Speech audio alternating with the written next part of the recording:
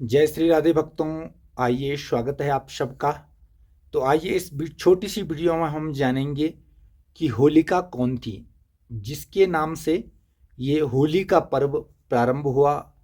तो ये होलिका कौन थी, इसके बारे में हम जानते हैं। उससे पहले आप चैनल पर नए हैं तो चैनल को जरूर सब्सक्राइब कीजिएगा। तो आइए प्रारंभ करते हैं।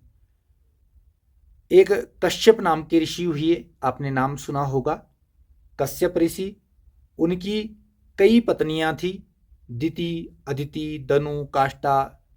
जिसमें से जो दिति नाम की पत्नी थी, उसके गर्भ से दैत्यों ने जन्म लिया। दिति से जन्म लेने के कारण जिन संतानों ने जन्म लिया उनको दैत्य कहा गया। और उन्हीं दिति की संतानों में जो 3 संतानें थी, हिरण्यकशिपु, हिरण्याक्ष और होलिका। हिरण्याक्ष के बारे में आपने सुना होगा। हिरण्याक्ष जब पृथ्वी का हरण करके रसातल में ले जाने लगे तो भगवान विष्णु ने वराह अवतार लेकर हिरण्याक्ष का संहार किया। और जब हिरण्याक्ष को मार दिया भगवान वराह ने, तो उनका जो भाई था हिरण्यकशिपु, तब से भगवान विष्णु का वो कट्टर वैरी बन गया। उसने ब्रह्मा जी की तपस्या करी और अनेकों वरदान प्राप्त किए। इसी हिरण्यकशिपु की एक बहन थी जिसका नाम था होलिका।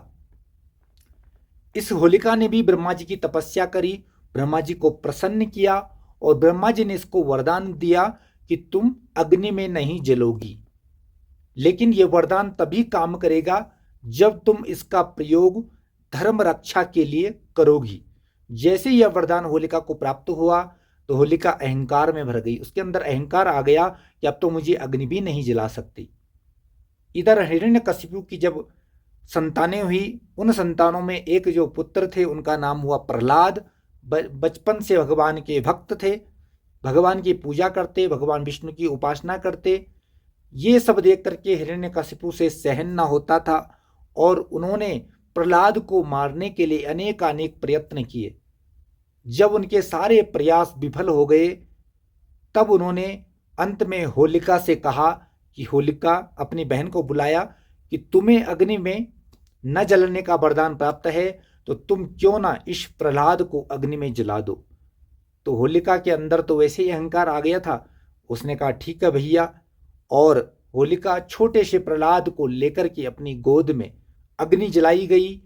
और होलिका के पास जो एक वस्त्र था जो उसको वरदान में मिला था कि उसको ओढ़ कर जब वो अग्नि में चली जाए तो अग्नि उसको जला नहीं पाती थी।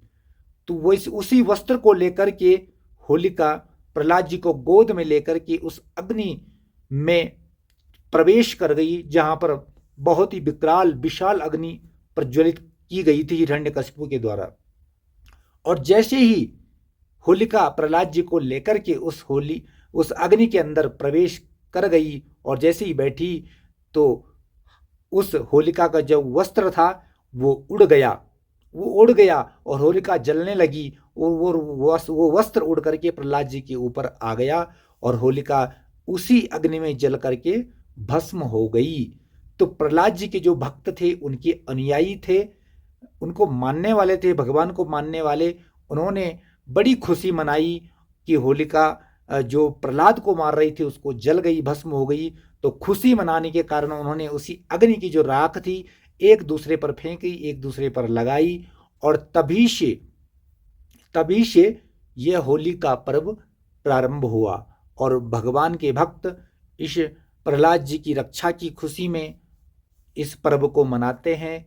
आज भी रंग बिरंग अनेक प्रकार के रंगों से एक दूसरे को गले मिलते हैं, बधाई देते हैं, शुभकामनाएं देते हैं और सभी के साथ में अपने रिश्तेदार परिवारीजनों के साथ में मिलते हैं। तो इसी उपलक्ष्य में यह होली का त्यौहार जो है बड़े धूमधाम से मनाया जाता है। तो मित्रों, कैसा लगा आपको? चैनल को जरूर सब्सक्राइब करें, बेल आइकॉन प्रेस करें, कमेंट बॉक्स में जरूर लिखें आपको वीडियो कैसा लगा और इस वीडियो को शेयर करेंगे। इसी तरह की धार्मिक कथाओं के लिए, धार्मिक वीडियो के लिए आप हमारे चैनल से जुड़े रहें। जय श्री राधे।